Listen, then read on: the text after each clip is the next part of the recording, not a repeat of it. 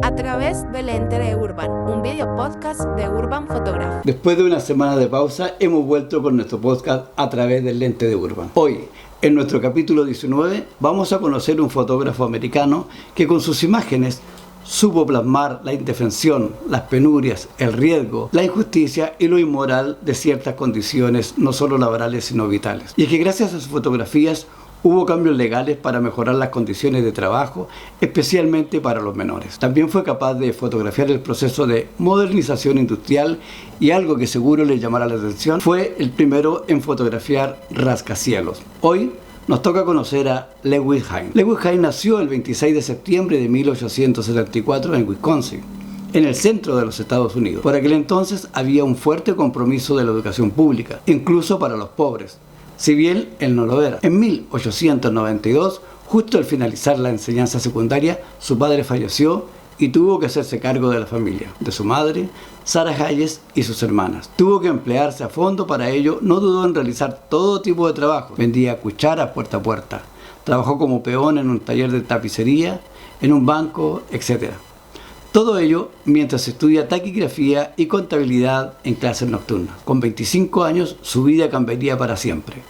Frank Smaney, director de educación experimental en la Escuela del Magisterio Normal de Oscott, le animó a que estudiase, y como la educación era gratuita, pudo hacerlo. Empezó a estudiar magisterio en la Universidad de Chicago, donde adquirió un compromiso con el cambio social y la educación que le destacaría más adelante en su trabajo como fotógrafo. Y también fue ese mismo profesor que siempre le apoyó quien le sugirió iniciarse en la fotografía. Se hizo con una cámara y empezó a aprender por su cuenta. Primero hacía fotos para documentar las actividades de la escuela, pero pronto empezó a enseñar fotografía de manera práctica a sus alumnos, a los que se llevaba a diferentes lugares de Nueva York a hacer y a ver fotos. Entre aquellos alumnos de 14 años a los que siguió enseñando años después se encontraba Paul Strand, del que os hablaré en el siguiente podcast. Su primer proyecto, Immigrant on Ellis Island, en aquella época a la isla llegaban 1.000 inmigrantes anuales, lo que suponía una gran preocupación para muchos americanos, diferentes aspectos, religión,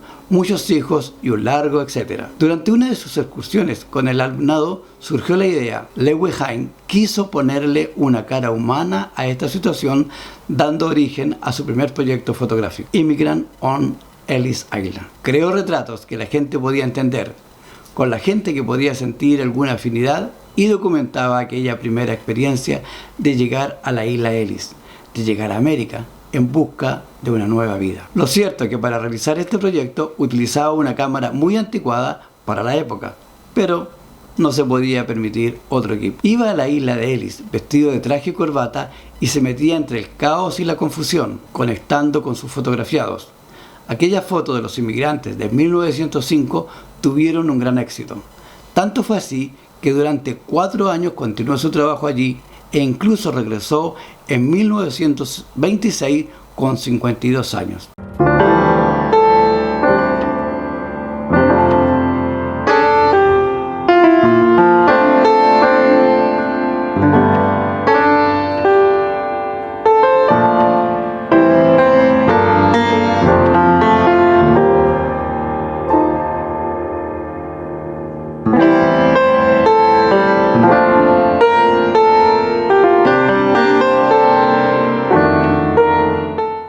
La filantropía se define como la tendencia a procurar el bien de las personas de manera desinteresada, incluso a costa del interés propio.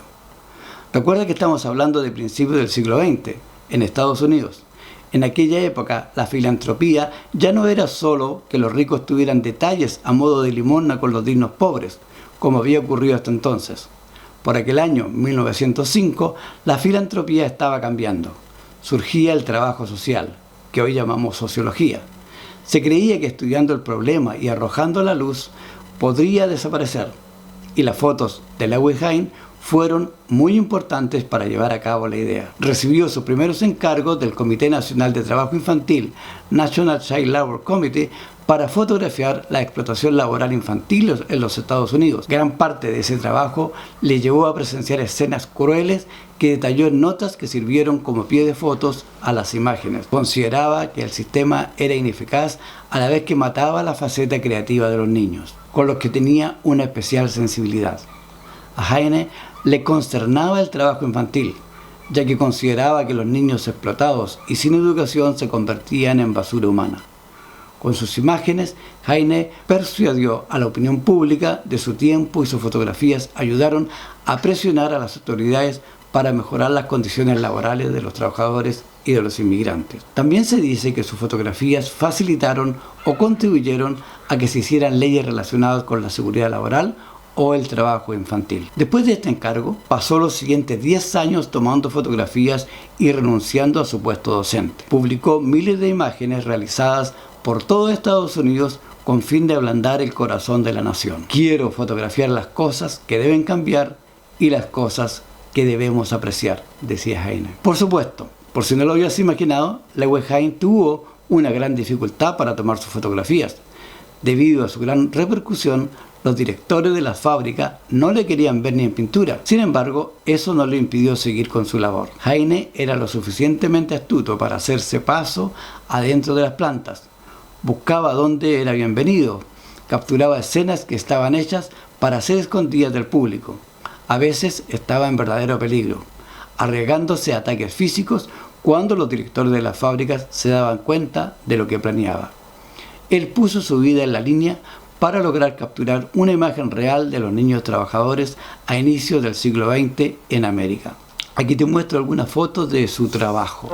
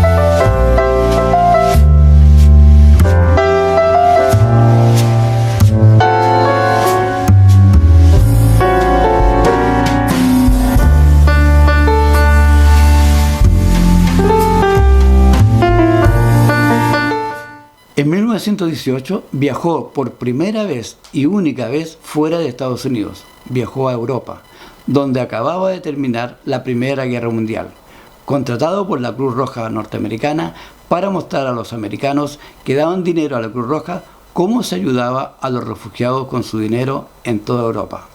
Balcanes, Italia, Serbia, Grecia, Francia y Bélgica. Las primeras fotos de Europa son de propaganda, mostrando la buena labor de los soldados americanos, pero pronto se enfrentó a la miseria, mucha más severa que la miseria americana. Aquella nueva realidad le liberó y empezó a encontrar cosas maravillosas que fotografiar, aunque no tuvieran que ver con los refugiados o con la Cruz Roja. Ahora era simplemente un hombre con una cámara de fotos que observaba, aunque sin dejar de lado, que quería mostrar la dignidad de la pobreza y la buena labor de la Cruz Roja.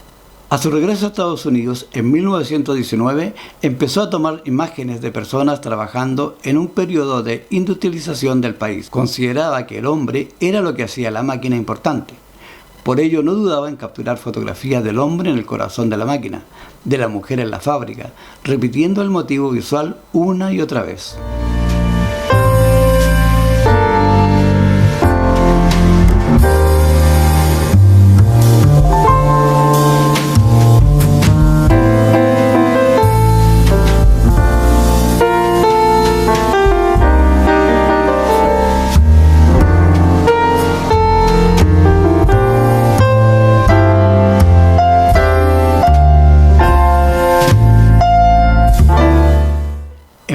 1931, justo cuando comenzó la Gran Depresión, le encargaron fotografiar la construcción del Empire State Building, todo un símbolo, una señal de esperanza.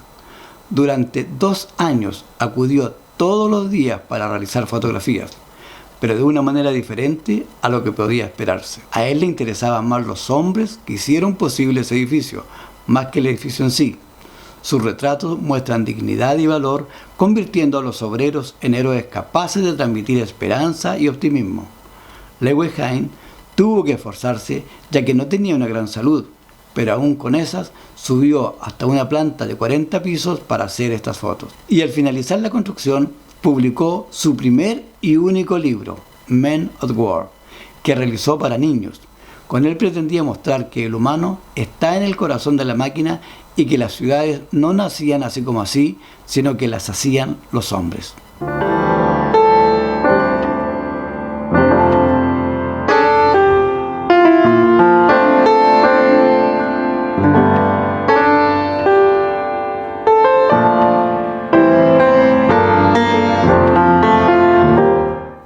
Corría el año 1935. Él tenía 61 años y la Farm Security Administration no contó con él entre el grupo de fotógrafos a los que reclutó para que documentara la situación de los inmigrantes que se dirigían a California. Entre la lista de elegidos se encontraban artistas jóvenes, en su mayoría alumnos de Hine, como Walter Evans, Dorothy Lane, John Collier o Theodore Young. Al saber que su nombre no estaba entre los elegidos y convencido de que se trataba de un error, Hine se puso en contacto con la FCA. La respuesta que recibió fue desoladora.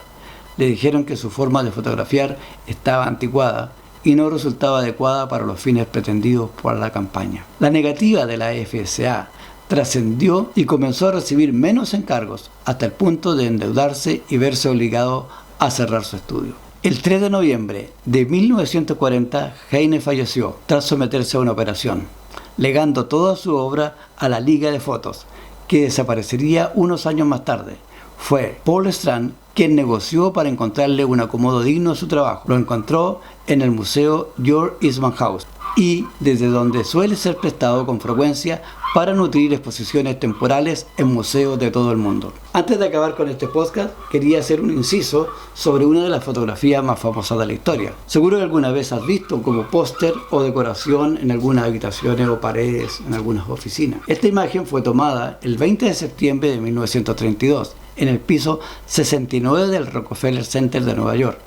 En aquel momento, si un fotógrafo era enviado por una agencia, no era costumbre asignarle la autoría de sus fotografías, por la que hasta el año 2003 se consideraba de autoría anónima. A partir de entonces, se ha señalado a Charles Evett por las pruebas presentadas por su familia como su autor más probable, aunque también hay quien erróneamente ha señalado a Lewis Hine como su autor. Bueno, fue un agrado hablar de este fotógrafo que combinó su trabajo como fotógrafo con su preocupación humanista por los niños y trabajadores de la época.